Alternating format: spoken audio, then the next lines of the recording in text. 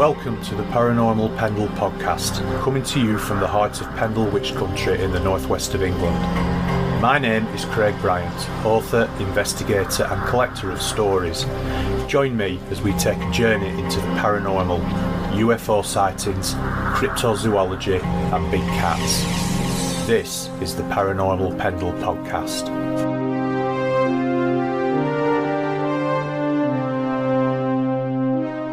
Welcome to episode 23 of Paranormal Pendle, broadcasting to the Paranormal UK radio network at paukradio.com.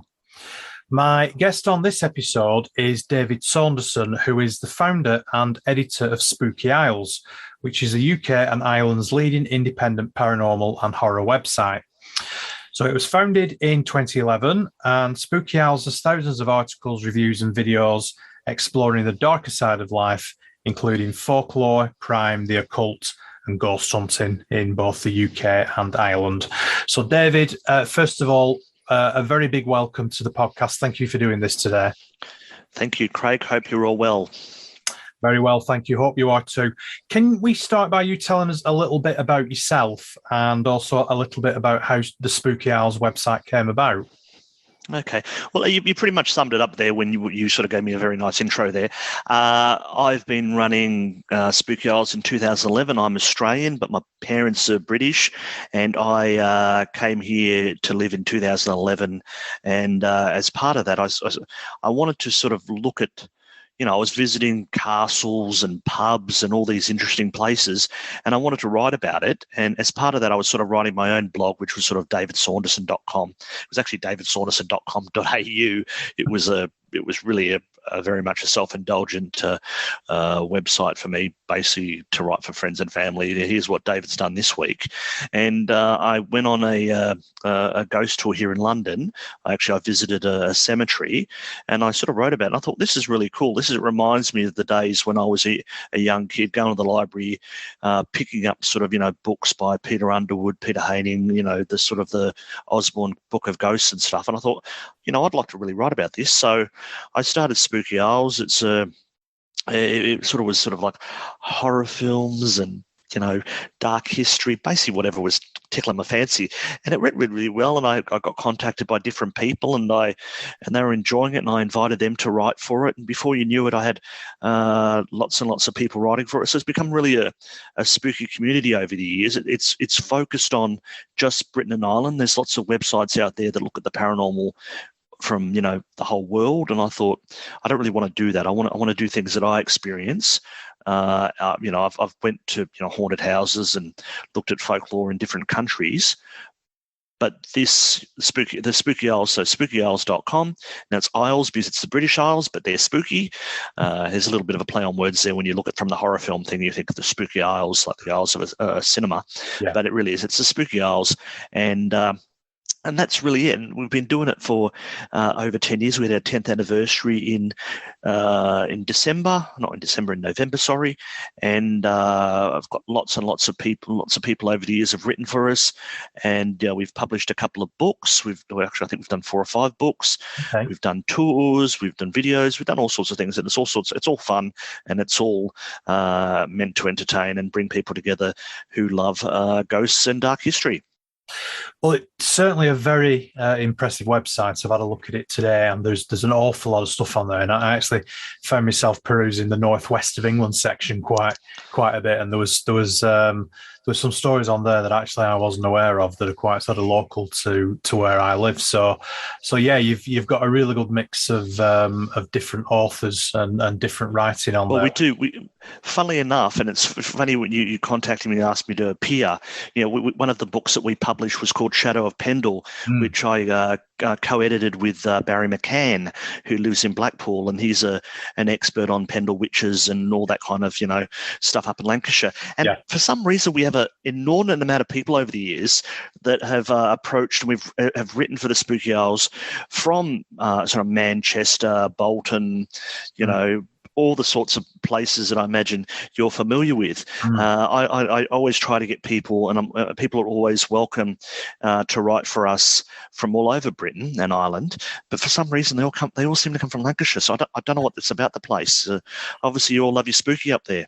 I think there's just an awful lot of places that have got paranormal activity attached to them. We've got a lot of old buildings, a lot of old stately homes that, every single one of them has got a ghost story attached to it. So I think it's just embedded within the psyche of most people who live in, certainly in Lancashire and the Northwest in general. I think it's embedded, like I say, in our psyche.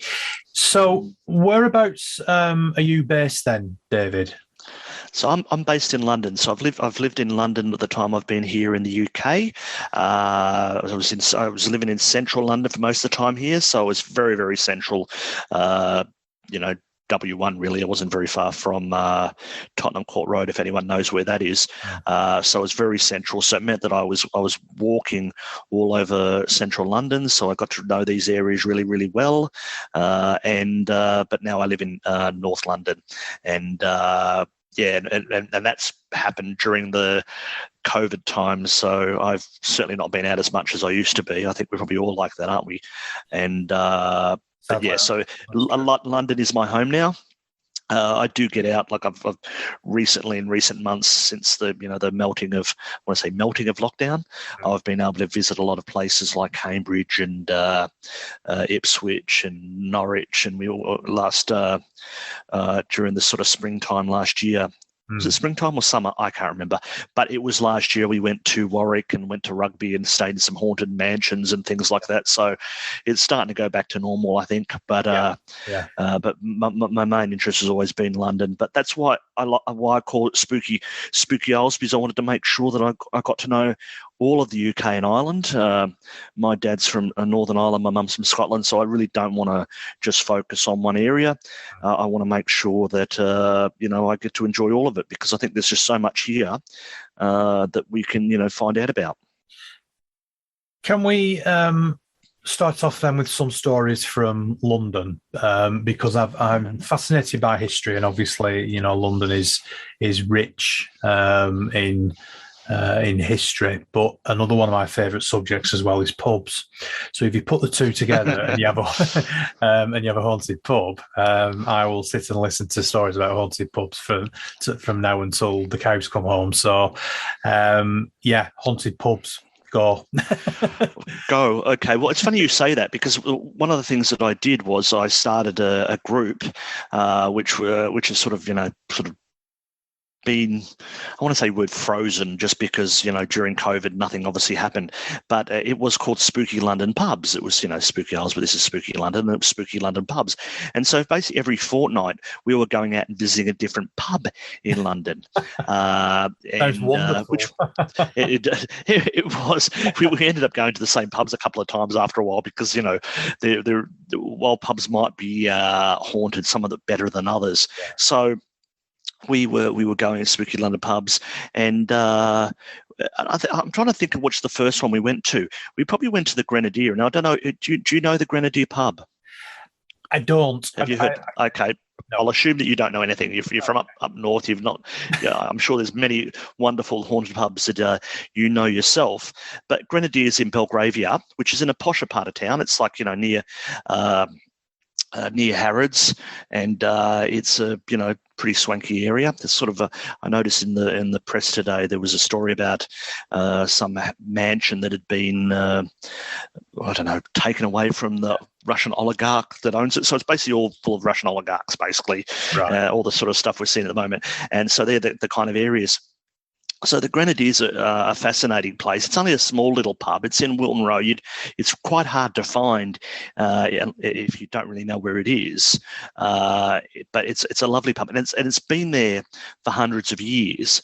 The interesting part about it, it's called the Grenadier because it was basically the drinking the drinking place of the soldiers from the local barracks at the time of Waterloo of the Duke of Wellington. And the story there is this, there's an apparition of a soldier that's seen there. Now the story there is that he was apparently playing cards. I believe he was a lieutenant. He was playing cards and he was caught cheating. Now you can imagine, people take their gambling seriously and people aren't happy when someone's cheating. So they gave him a bit of a belting and they threw him down the stairs. Now, unfortunately, he died and his spirit has never left there.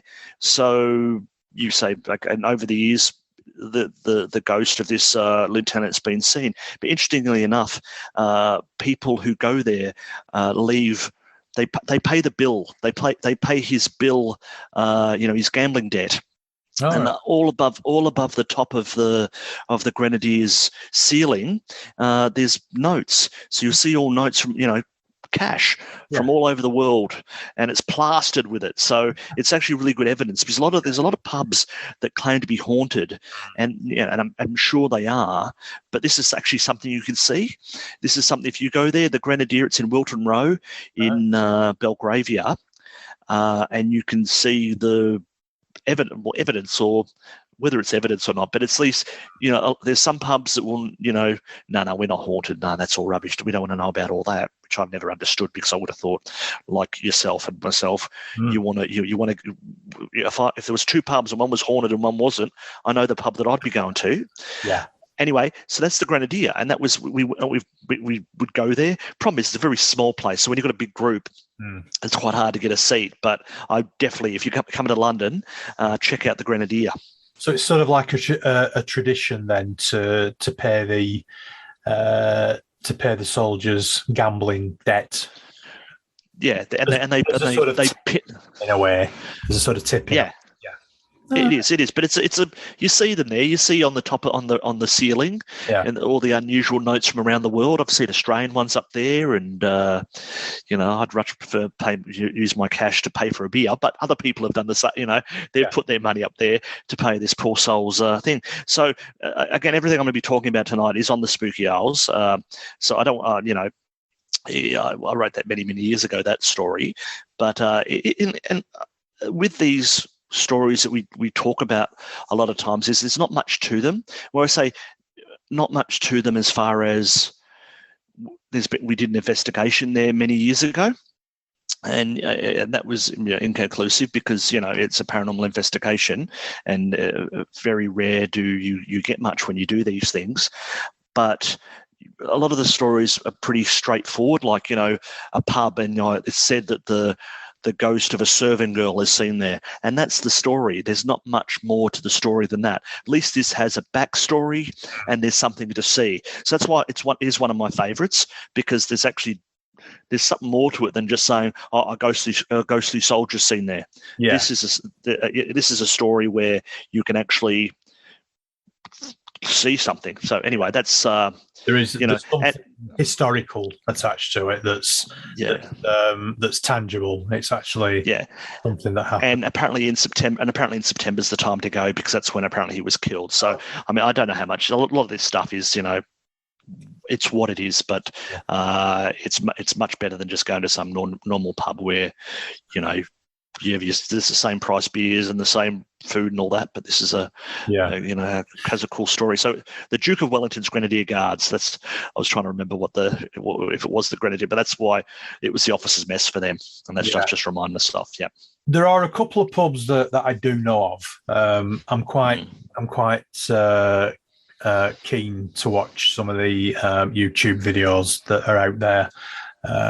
Sort of like virtual tours of different parts of London, and one of them that I watched recently concentrated on Fleet Street, and there was a pub I think called the Prospect of Whitby? No, there is the Prospect of Whitby, but it's not in Fleet Street, so that's more in Wapping. Right. So but that's fine. That's fine. But there are ones in Fleet Street. But the Prospect of Whitby is quite interesting. I've been there. I've been there quite a few times. I came to Britain on a holiday about 20 odd years ago, and I went on a Jack the Ripper tour. And for some reason, which Whitby is, the Prospect of Whitby in Wapping I suppose it is the East End, but it's nowhere near Whitechapel. They must have had some kind of deal going with the pub owner, and they put us on a bus and brought us out there and had fish and chips. And so that was my Jack the Ripper tour. But it's ridiculous. Anyway, it used to be known, the Prospect of Whitby was called the Devil's Tavern and it had a really, really gruesome reputation. It's in a place on the water. And it was around at the time when they actually had fair dinkum pirates in that time. There's a noose. It was called Execution Dock. That's how they refer to it. And they would actually hang miscreants, pirates, by the side of the water, put them in a gibbet, which you might know is sort of a metal sort of cage, and put the bodies up there and let them rot as a warning to other people, don't be a pirate. And so that was right outside. And I'm not sure, I think they probably would have hung them from different parts of that area, but there's still a noose, like a gallows just outside on the waterfront. So you go to the Prospect of Whitby. You go in there, wonderful pub, lovely, everything you think that is somewhere you're going to want to go. When you get there, you could go on low tide. You can actually go out and walk on the side of the water, and you could see that there's this looming gallows up there with a rope on it. It's obviously not the same rope because we're talking hundreds of years. Yeah, and that's pretty cool. And apparently there's ghosts of highway. There's a highway woman. I'm not really familiar with her story. I can't really remember. But there's a highway woman there who's supposed to be there. And there's also supposed to be the ghost of Judge John Jeffries, who was known as Judge Jeffries, the hanging judge. I don't know if you've heard of him before. Yeah, and his ghost is there apparently, and there's a big long story, and I can't really remember it tonight, but you need to look at it because apparently it's quite humorous. This bloke who was quite merciless to everyone, and at some point his luck ran out, and he must have lost friends or something like that, and he was on the other side of the law, and he tried to escape, and I think he tried to escape through that area, tried to get on a boat by dressing up as a woman and all that. But anyway, he was knocked off, and you could apparently. His ghosts there. So there's quite a lot of history around the Prospect of Whitby, and it's a really good looking pub. And again, you've picked a really good one there because, as I said, there's a lot of pubs that have haunted histories, but this one has a bit more than that. So you could actually go there for the history because, if you just went there for one thing to say, yes, there's a ghost here, that's fine. It can be a really dull, boring pub, which there are some that are a bit dull with a story. But this one, the Prospect of Whitby, is a really fun pub. It's as I say, it's in Wapping. It's not in Fleet Street. It's not too far away, but I wouldn't want to walk it. I think I'm showing my ignorance of the layout of London. I think it's interesting you mentioned Judge Jeffries there actually, because I'm sure that he was actually caught. He was wearing some sort of, as it turned out to be, not particularly good disguise. And somebody actually recognised him from a portrait that was hanging up of him in the pub. And somebody looked at this portrait, looked at him, and realised that the two were the same people. And at the time, I think you're right in saying he'd fallen foul of the authorities and was actually on the run, and there was so many people after him because of his reputation of just basically hanging everybody that ended up in the dock before him. They dispatched him, I think, quite quickly after that. So he was actually caught by his own oil painting portrait, as it were. Okay. Well, they're saying, I'm looking here and I'm looking at the site, and it's actually telling me it was outside the town of Ramsgate Public House, which is not very far away. Again, another good pub. So, I mean, this is the good thing about London. That, there's lots and lots of pubs near each other. So it's not the Prospect of Whitby, but mind you, he was seen there, so his ghost has been seen there. I'm sure he drank there. I don't know. You're not gonna do yourself wrong by going there, because it's a good pub to go to. Go to them all. So what other pubs do you recommend then? I mean, there's just so many of them, and I mean, there's so many reasons to go to some of these pubs. Like I'm trying to think. I used to live in Chelsea, and in Kensington, you've got the Hoop and Toy, which, again, apparently when the Hoop and Toy, it's not far from Kensington or South Kensington Station. It's so you could go there, and to the if you were on a sort of a bit of a pub crawl, you could go to the Grenadier in Belgravia and go to the Hoop and Toy. And that's interesting because apparently it's got ghosts of dead priests there.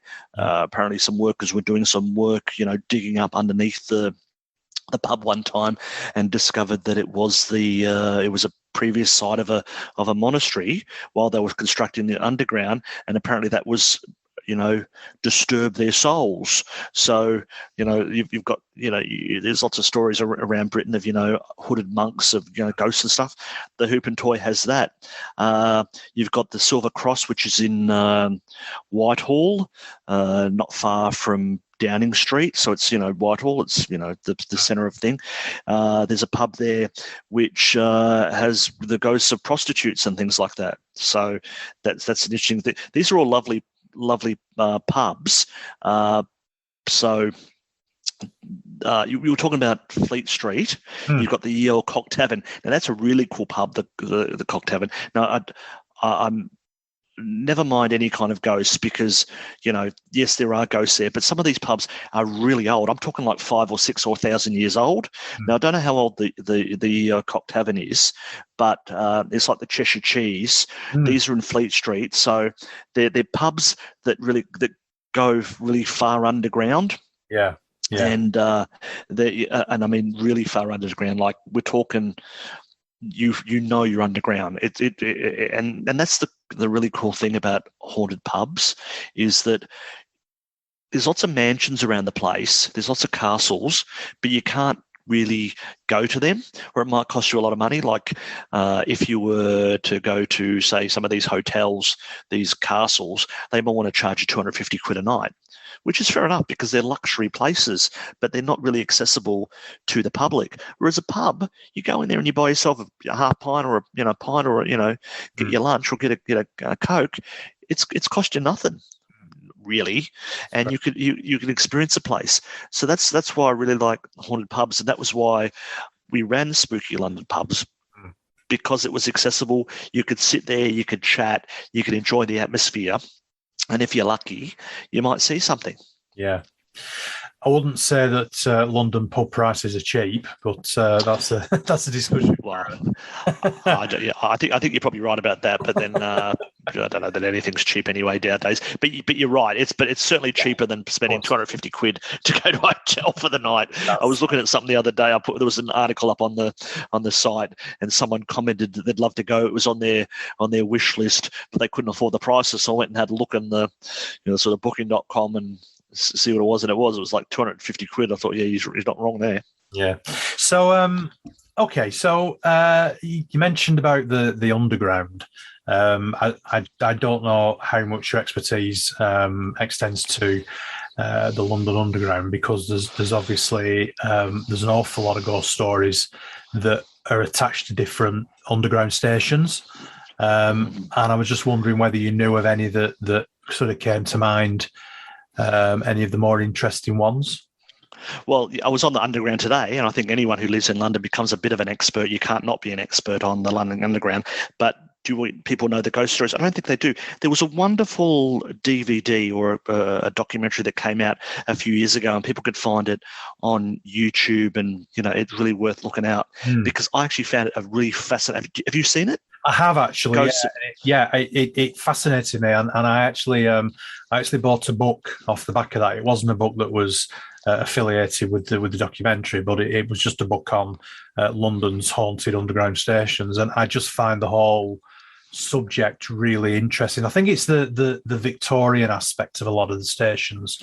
One that sort of comes to mind that I remember more than any other. And bearing in mind, as a northerner coming down to London and using the underground, it's quite a stressful thing for us to do. But I remember Covent Garden tube station is something.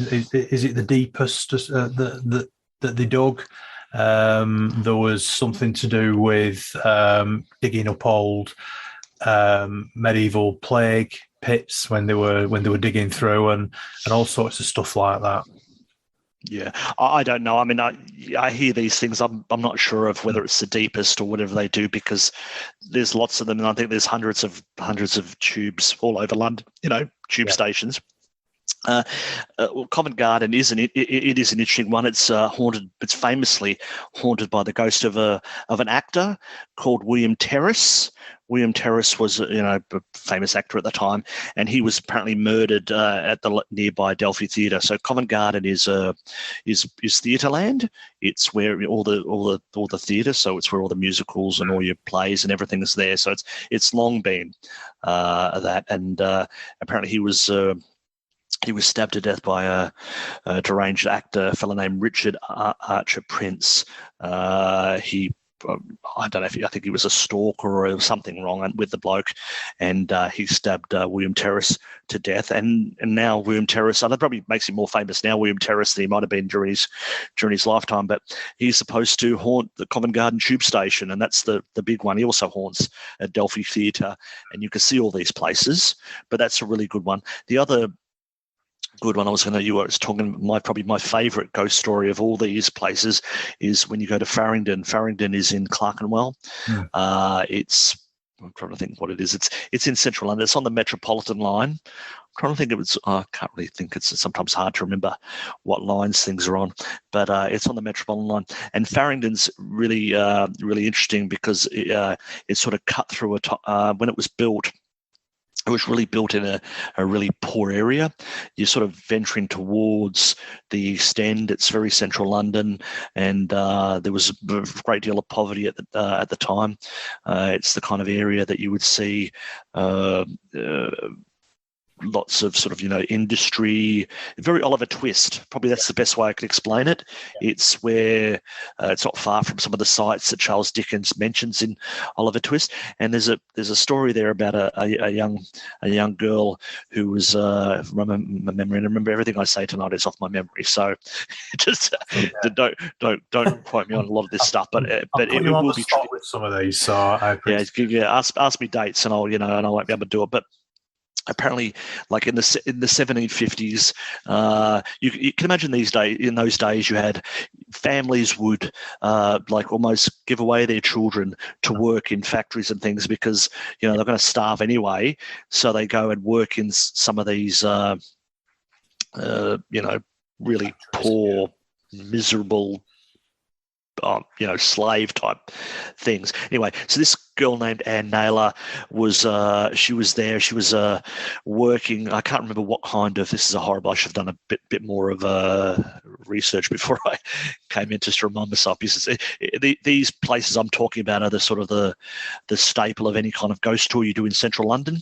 So I've heard them hundreds of times. It's just anyway. So Anne Naylor was a young girl, so a young teenage girl, and she was basically worked to death. She was worked to death by the owners of this place, just where Farringdon Station is now, and her screams apparently are still heard there.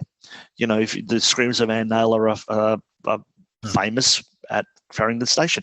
Now, the good thing that people will be happy to be that this young girl was murdered, but the fact that apparently there was a mother and daughter were the employers, and they both ratted each other out. So they got their comeuppance. Obviously, nasty people aren't very loyal, and I believe they got hanged. But Farringdon is known as the area where Anne Naylor was murdered, and that's the ghost of Kensington. Sorry, not Kensington. What did I say? It was Farringdon Station. What I do, and you'll know this, Craig. The thing that I find most interesting about it, and it was in this documentary, and you talk to people, the documentary wasn't sort of like people like us that sort of, read books or do a bit of research or whatever we might be doing. They were interviewing the actual workers, sort of, the railway workers, the cleaners, I don't know, whatever they do, all the type of people there. And they're asking them, and they were telling them stories about things they've heard. And I find that much more fascinating than listening to paranormal researchers or mediums. These are railway workers that wouldn't necessarily want to tell people these stories unless they be thought to be, liars or idiots. And so therefore that makes it even more chilling. Yeah, quite a few of them, I think, were people who actually worked in the stations, weren't they? So they were either station managers or people who worked in the ticket offices, and they had some really quite hair-raising stories to tell, didn't they? So yeah, it was. Well, and the thing is, there was stuff like they saw someone on a screen, and they go, they shouldn't be there. What are they doing there at this time of night? And then go, and there was no one there. So it's pretty cool. It's pretty cool. So it's Ghosts of the Underground. It's one of my favourite paranormal documentaries, and I would suggest anyone has a look at that. Yeah, because I don't think there's much better than a much better documentary than that. No, I agree. Are there any other stations that come to mind before we move on to something outside? Got me thinking. I mean, I think I'll give you a few famous ones there. There's lots of ones where there's been lots of, not so much there's ghosts, but there's, over the years, like Bethnal Green Station, there was during the Blitz, apparently quite a lot of people died. There was a bomb that went directly on top of the station, and obviously there's a lot of death there. You talked about plague pits. I think you're going to find in years to come, when they were digging up the new Crossrail, not far from Farringdon, to do in the Elizabeth line, which is sort of the London segment of Crossrail, they found some plague pits. And so I think you might find some of these stations in years to come might get their own reputations as newly haunted, freshly dug places. Yeah, you never know. Let's move a few miles north from London. Glamis Castle in Scotland. Now, you asked me earlier today. You said give us a couple of places we can talk about, and so it's not as random as that, is it? No, so, you're giving secrets away now, David. You can't do. You are. So it's well, why would we be going there? Just pick some random place. Now, the reason I did that was because this was my favourite ghosty place when I was growing up. I actually had a little, I had a Manila folder where I used to photocopy articles from from the library and all that kind of stuff, and because I just thought it was really cool. Because essentially, Glamis Castle is a stately home. It's been the home of the Lyon family. So the Queen Mother was Elizabeth Boleyn, and she's there. She was born there. This is me trying to remember everything, even though I used to cut them all out and do all the stuff. It's my memory going over the years. So it's in Forfar, so that's up in in Angus. So if people know, it's sort of on the east coast, sort of north of Edinburgh, and it's a beautiful, stately home. And I went there. That was one of the first places, when I came here on a holiday back in about 2002. I thought, I've got to go to Glamis. It's spelled Glamis if people are looking for it, but it's pronounced Glamis. And I wanted to go there. Now, I went there and I was a bit disappointed, only because they obviously give you a tour, which is nice, but it's all about the royal family. It's all about the royals. It's all around the Queen Mother, and Princess Margaret was born there, and it's all this sort of history stuff. I don't want to know about that. Of course I don't. I want to know about the legends and tales. I want to hear about the monster of Glamis. So I wanted to go, and I wanted to, so I went to this tour, and I wanted to know all about, the monster of Glamis, Earl Beatty, who sold his soul to the devil, the ghosts and everything that is seen in Glamis. Now, they just wanted to talk about the royal family, and, it's funny, some places you go to, some of them really embrace the folklore or the ghosts or, these sort of darker side of these places, but they clearly weren't having it. Apparently nowadays they're a little bit different. I've heard they've actually done a paranormal investigation there, so it's a very different place that I first went there. So I wanted to know about it, and so as I say, there was the monster of Glamis, apparently there's not. I should use the word apparently. There is a picture that is there of the family, and there's a small child on the painting who looks like he has very, very short legs. So in those days, he would be seen as deformed, and so there's supposed to be a family speculation, or there's speculation that he died or something happened to him. He was locked up in a room. In those days, family members, who were not quite, who were probably had disabilities or issues like that, were probably seen as a shame on the family, and people didn't want to see him. So he was supposedly locked away and died and whatever. He might have lived for 100 years, might have lived for 1,000 years. That's why people, it became a mystery, and he became known as the Monster of Glamis. Now, as part of the legend was that there's more rooms in the I say castle, but it's a stately home. There was more rooms in the place than there were windows, or there was more windows than there was more.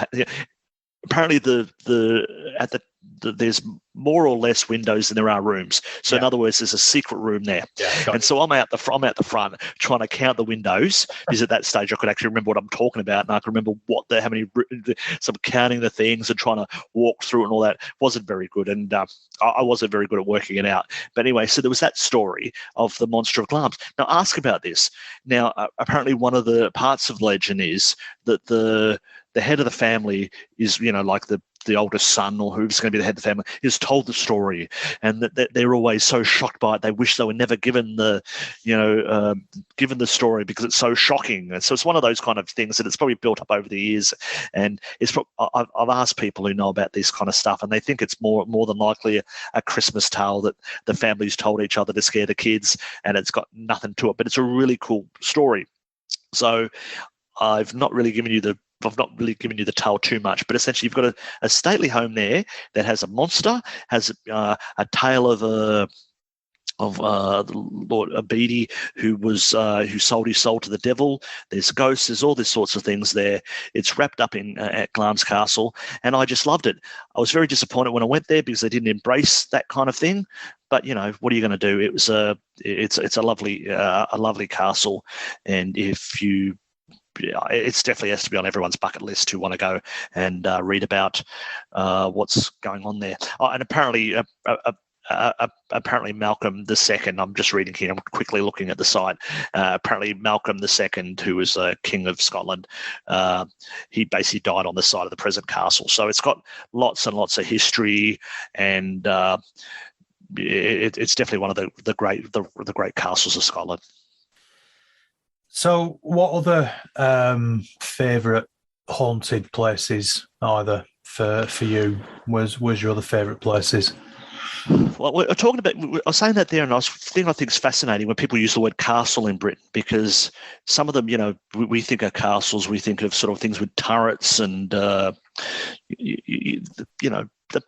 like castles, with kings and queens and knights and all that kind of stuff you see in fairy tales. They're not always castles. And I went to a place years ago. My dad's from Northern Ireland, and I was talking to a Northern Ireland paranormal group, and I said that this, and where were some of the places they investigated. And they investigated a place called Rich Hill Castle, which is in County Armagh. Now I actually got to go in there, and it's not public. It's called Rich Hill Castle. It apparently was the first non-fortified. It was basically the first fortified mansion in that area, and it looks like, for all intents and purposes, a big mansion house, but it's a castle. Anyway, it's me going around the houses to say it's a castle, but it doesn't look like a castle. Yeah. So it's called Rich Hill Castle, and that was a really cool place. Now there wasn't too many stories to go with it. It was a very, very old place, and I think that would be one of my favourite places I've been, just because it was untouched. It hadn't been investigated. It was investigated by the Northern Ireland Paranormal Research Association, and Warren Coates there. He'd investigated, but it wasn't a public place. And I think nowadays everything has been so investigated, they become a little bit boring. Like, so you want me to go into a place to investigate, and you've had hundreds and hundreds of people going there every week for the last 6 months or for the last 3 years. What's going to be different? What's going to happen there that's not happened the night before, or something like that? So, and this place was just really cool. It was kind of dank because it was like an old place that hadn't really been kept up. And it also had priest holes. So as you know, during the time of when there was less religious tolerance in the kingdom, you'd have the priest holes. So, Catholic priests could escape or could hide. So basically you had like all the things you want at a haunted house. You've got sliding doors and, escape hatches and really sort of weird, like a weird sort of painting of a woman that looked, you can imagine that her eyes were following across the room as you were walking around. So it's really cool. So that was a favorite place of mine. I'd like to go back one day and do the investigation properly. But that was a really cool place.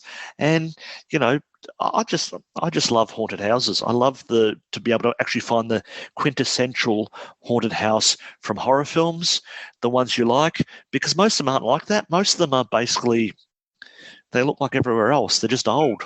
Yeah. But I want something where I'm going, I'm in a haunted house, and I can imagine that, a ghost's going to walk through the wall or with chains and things. Yeah, like creaking doors and suits of armor and all that sort of stuff. Absolutely. That's why I love the TV show Ghosts. That's the kind of place I love, Ghosts. That's, that's awesome. Yeah. That's really interesting. So are there any other places then that you've been to that particularly stick in your memory? Any other allegedly haunted places? Oh, you've got me. You could throw some places at me. I don't know. I mean, I'm into the Tower of London. I mean, that's supposed to be haunted, but I mean, it's a lot of these places you have to go through the daytime. And I think when you're in a public place during the day, you're never going to get the atmosphere you do if at night time. I did an investigation once with the Ghost Club, which is sort of London based, but it's all of Britain. It's a ghost club based here in London, and I did an investigation of I can't think of what's it called? It's called the Football Club. It's near Chelsea. What's it called? Starts with F. Fulham Palace. Right. And, we got there. We got there, but you knew I was talking about. So, and we went there, and that was quite cool because that was doing an investigation in kind of a stately home at night time, and it was quiet. I did see something that I thought was quite strange, but of course, I always think when I see anything, or if I, if I was to see a ghost, I would just assume that it was my imagination, or it was because I'd been sitting there staring at a wall for 4 hours. But that was really cool. But I mean, I like to. I like whenever I go on holidays or I go for a day trip, I'm always dragging my wife into pubs because they claim to be haunted. And I think the best thing, a way of doing that is at least it means I'm going into a place that's a little bit old, and it has an interesting history. When I was in Cambridge, I went into a pub, and I can't really tell you. Don't ask me what I think it's called, the Eagle or something like that. And it had really interesting history because it was in Cambridge. You had, I think it's where they invented DNA in the pub, or they didn't discover DNA in the pub, which I'm sure they've discovered DNA in the pub, but the people that discovered DNA ran into the pub and said, Eureka, we found it, type thing. And apparently there's ghosts there. I was only in there for about 5 minutes, but what I mean is a lot of these haunted places have wonderful histories, and that's why I just think you can't go wrong with a book that's got haunted pubs, because you're going to find places that have some connection, and most of them have some connection to things like the English Civil War, or to murders, or something like that. That's going to someone's drank there, and I think in this time when there's been so much of these pubs that are going under because of COVID, they had to close for so long. I do really think it's important that people do get out there and support these local places, because there's been a few pubs over the time that are, like 1,000 years old, that have gone out of business because of COVID. And I think that's a real shame. And we need to get out there. I'm not saying we all need to crack on and, drink the beers, which, of course we have to do, but Well, yeah, you have to spend a bit of money when you're in there, obviously. Well, yeah, you can have your shandy or something like that, but you need. Yeah, I think it's important. So I'm looking forward to doing that. I'm going to be doing a lot more of. This sounds terrible, doesn't it? I'm going to be doing a lot more visiting of these pubs over the next couple of months, and especially now I'm in North London, and looking for new haunted pubs.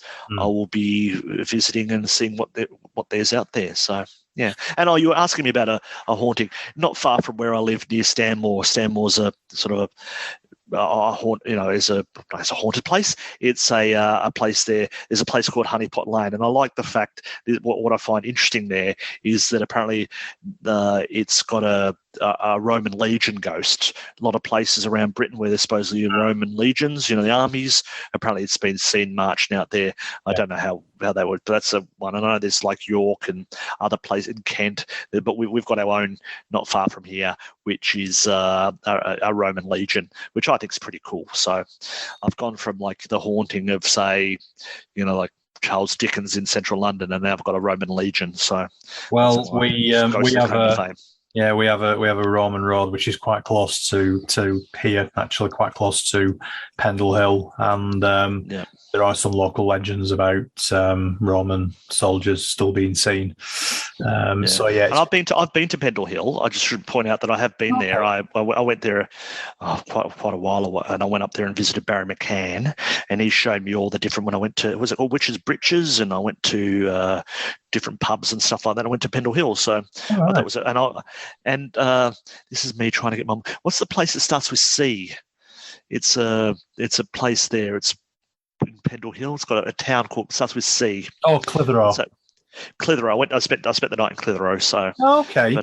But I went. I was in a pub there, and stayed the night, and it was very loud. So I don't think it was. If it was haunted, I wouldn't have known about it because I had I was getting ready to sleep about 10 o'clock or whatever, and then they cranked up Kylie Minogue and all that kind of stuff. So I think I was it the Swan and Royal by any chance? I have no idea. I'm sorry, I don't know, but I do remember it was a nice pub. I just remember that. And another funny story. Another one where I've been in a pub where it's been. I went into, and I'm going to look this up because this is a good story. I think it's called the Molesworth, which is in. I did a few years ago over Christmas and New Year's. Me and my wife visited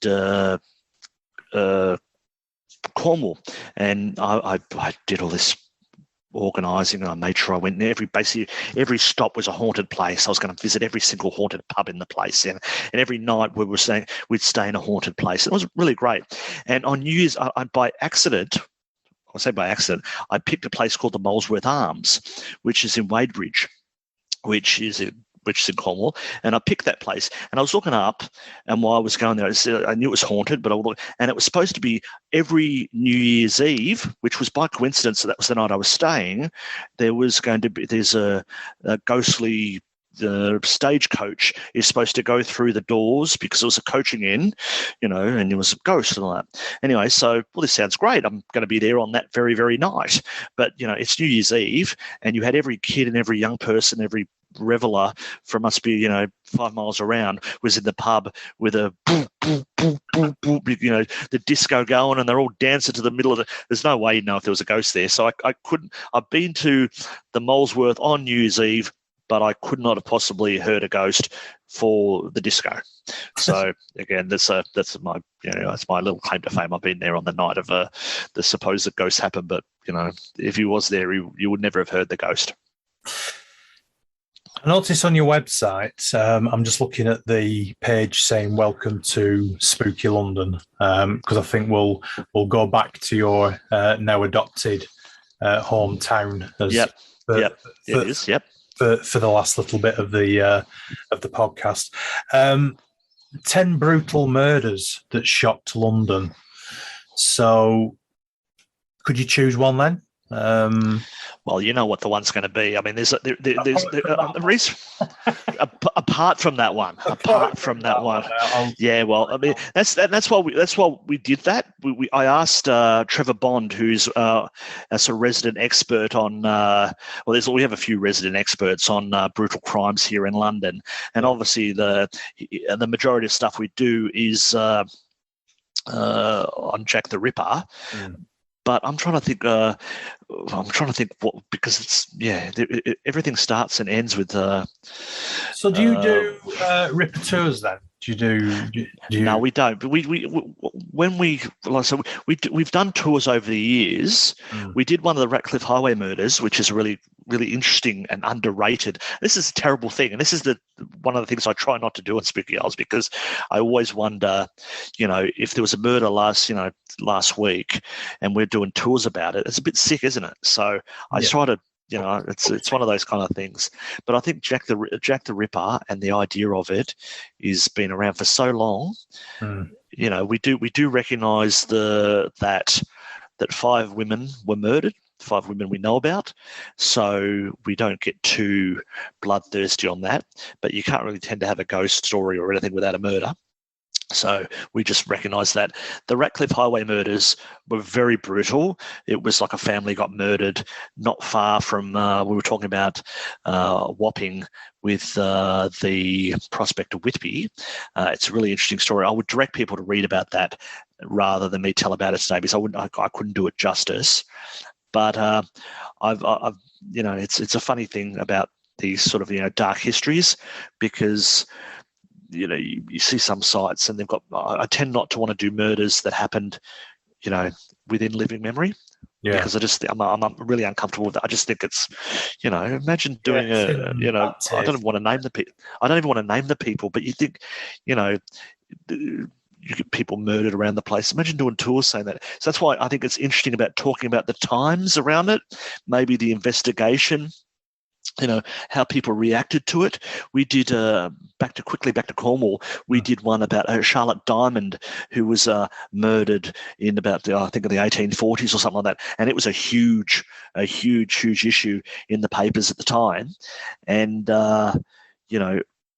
it's still a person gets killed. So that's when we do brutal killings. People do like to read about that kind of stuff. Like we've done Lord Lucan, who's allegedly murdered the nanny in Belgravia. Again, that's not very far from some of the places I've talked about tonight, and because they do TV shows about it. So we've got an article on there, and you could go to the pub. We were talking about pubs, so everything's sort of linking back to it. You've got the Plumber's Arms, which is in Belgravia, which is not far from where he lived, but it's actually where, if I remember, his wife ran in and to that pub and said they've murdered the nanny. So there's something real there, if that makes sense. Yeah. So it's all. That's why I say the word dark history, because it's dark. We're not just talking about people looking at fairies at the bottom of the garden. We're talking about real people, and it's dark. So I find that interesting, and but I try to put it into context that this is just it's interesting history. Yeah, I think ghost stories are always more interesting if you can attach some sort of historical significance to them as well. It's like Pendle Hill. Yeah, it's like the Pendle Witches. You've got all these women and some men got murdered by the state over this issue, and that's why we did a story the other day where the Scottish First Minister gave sort of, I don't know if it was literally a pardon, but did an apology for the people that had been accused and executed for witchcraft in Scotland. Yeah, there was 400, wasn't there, altogether? Something like that. And so that's a terrible, terrible thing. Absolutely. And that's why we supported the campaign up in Pendle for a similar kind of apology or for a pardon for the Pendle Witches. So I think, and with that, it's still relevant today because there's parts of the world where people are still executed or harassed and, hurt because of their religious things, and people calling them witches and stuff like that. So a lot of this stuff we see on the Spooky Isles is still relevant today. Some of it's not relevant, thank goodness, but I think it's fascinating to look at it in that context. So what's your website address then? Because I think It's Spooky Isles, Spooky, Spooky Isles, Isles as in the British Isles, ISLES.com. So that's spookyisles.com. And we're always looking for people, for new writers. We have lots of writers from all over Britain and Ireland. We also have writers from America who are interested here. If you love ghosts, dark history, horror films, folklore, the occult, all those kind of cool things, we'd love to hear from you. And we've got a contact there, and we'd be more than happy to hear from you to write for us if you like. Well, I can definitely say that whilst we've been having a chat, I've been looking at the website on my second screen, and there's some really interesting stuff on there. So, and I've now got quite a nice list of pubs that I need to visit next time I'm down in London. So, well, when you come, you tell me you're coming. I'll bring you around. I'll show you the town. That'd be fantastic. Thank you, David. It's been an absolute pleasure. Thank you very much for coming on. You've covered some of my all-time favourite subjects, as I said, beer, ghostly pubs, and the London Underground. So it's been a pleasure for me. Thank you. That's because you don't live. You wouldn't be saying the word London Underground if you actually lived here. But anyway, that's probably true. That's probably true. It's exciting for the first couple of times you do it, but then after that, it's like getting the bus, isn't it? So it's I suppose it is. But no, it's been great to talk to you. Thanks, David. Take care. Thank you. Thank you. Bye bye. You can visit my website at www.craigbryant.co.uk.